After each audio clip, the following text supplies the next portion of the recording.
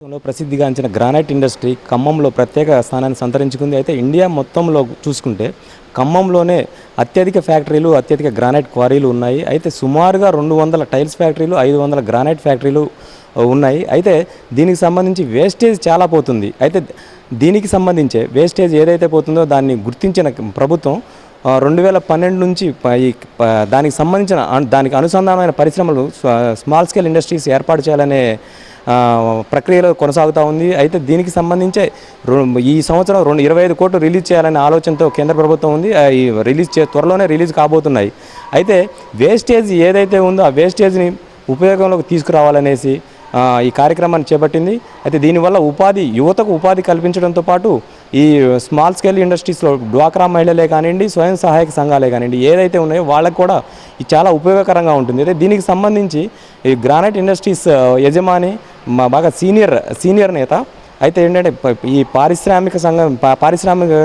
పారిశ్రామికీకరణకు సంబంధించి కూడా అనుభవం గల ఆయన పారా నాగేశ్వరరావు గారు మనతో ఉన్నారు. అయితే ఆయన అడిగి కొన్ని వివరాలు తెలుసుకుందాం. సార్ చెప్పండి, ఇప్పుడు అసలు ఈ ఇండస్ట్రీస్కి సంబంధించి ఇప్పుడు ఈ వేస్టేజ్ ఏదైతే ఉందో ఆ వేస్టేజ్కి సంబంధించి ఒక ప్రణాళిక రూపొందించబోతుంది. ఖమ్మం పరిసరాల్లోనే ఏర్పాటు చేసే ఆలోచన కూడా ఉంది. అయితే 25 కోట్ల రూపాయల వరకు రిలీజ్ చేస్తున్నారు. అయితే దీనివల్ల ఎంతవరకు యువతకు ఉపాధి ఉంటుంది, ప్లస్ ఈ వేస్టేజ్ ఎంతవరకు మనం కవర్ చేయడానికి అవకాశం ఉంటుంది? ఇది చాలా శుభసూచకం అండి. ఇది గత 12 సంవత్సరాలు 13 సంవత్సరాల నుంచి దీని గురించి గవర్నమెంట్ అడుగుతూ ఉన్నాం.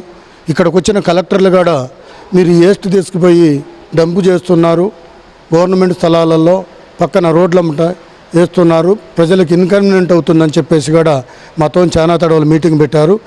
ఫస్ట్ మీకు కటింగ్ చేయాలంటే వేస్ట్ కటింగ్ కొట్టాలా, ఇవన్నీ చూసుకుంటే కనుక 45 to 50% మాకు తెచ్చిన రా మెటీరియల్లో వేస్ట్ కిందనే పోతుంది. కాబట్టి ఇది సెంట్రల్ గవర్నమెంట్ మంచి కార్యక్రమం మొదలుపెట్టారు. ఇది చాలామందికి అన్ఎంప్లాయీస్కి, యువతకి చాలామందికి పనికొస్తుంది.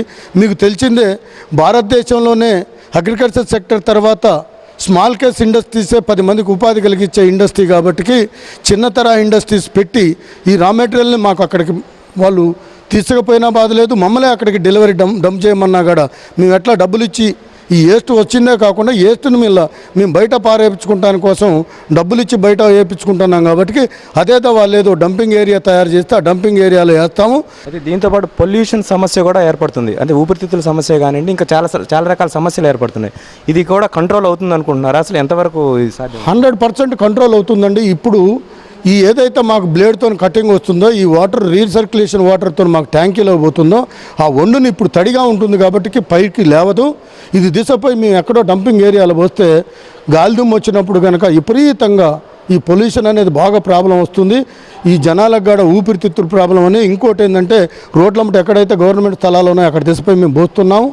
ఈ రోడ్లమ్మటి ఈ గాలిదుమ్ము వచ్చినప్పుడు ఈ గాలిదుమ్ముకు వచ్చి రోడ్లమ్మట యాక్సిడెంట్ కూడా జరుగుతున్నాయి. ఆ దుమ్ము వచ్చినప్పుడు కళ్ళు కనపడక మోటార్ సైకిల్ మీద పోయే వాళ్ళకి ఆ దుమ్ము కొట్టుకొని చాలా ఇన్కన్వీనియంట్ ఇబ్బంది అవుతున్నాయి మాట వాస్తవమే. అయితే ఇప్పుడు ఖమ్మం పరిసరాల్లోనే ఈ పరిశ్రమలు ఏదైతే గ్రానైట్ శుద్ధి సమూహం అనేది కేంద్ర ప్రభుత్వం సంకల్పించిందో అది ఖమ్మం సరౌండింగ్స్లోనే ఏర్పాటు చేస్తే బాగుంటుందని. ఏంటంటే ట్రాన్స్పోర్టేషన్ కూడా ఇబ్బందికరంగా ఏమీ ఉండదు. చాలా అవసరమైతే మేమే అక్కడ ఏదైతే గ్రానైట్ శుద్ధి సమూహం ఉన్న ఏరియాలో ఉందో అక్కడికే మేము సప్లై చేస్తాం, మేము పంపిస్తామని చెప్తున్నారు. అయితే దీనివల్ల చాలా మంచి ఉపయోగం అని యువతకు, ప్లస్ ఎవరైతే స్వయం సహాయక సంఘాలు ఉన్నాయో వాళ్ళకు కూడా చాలా ఉపయోగకరంగా ఉంటుందని చెప్తున్నారు. దీంతోపాటుగా పొల్యూషన్ ఏదైతే ఉందో ఆ పొల్యూషన్ కూడా చాలా వరకు కంట్రోల్ చేయొచ్చు. ఎందుకంటే ఎవరికి ఎటువంటి ఇబ్బందులు లేకుండా, ఎటువంటి వ్యాధులు లేకుండా కూడా ఉంటుంది. అనేక మంది ఇబ్బందులు పడుతున్నారని కూడా చెప్తున్నారు. ఇది పారా నాగేశ్వరరావు గారి మనోగతం. కెమెరామెన్ రాజుతో మూర్తి, నెంబర్ 1 న్యూస్, ఖమ్మం.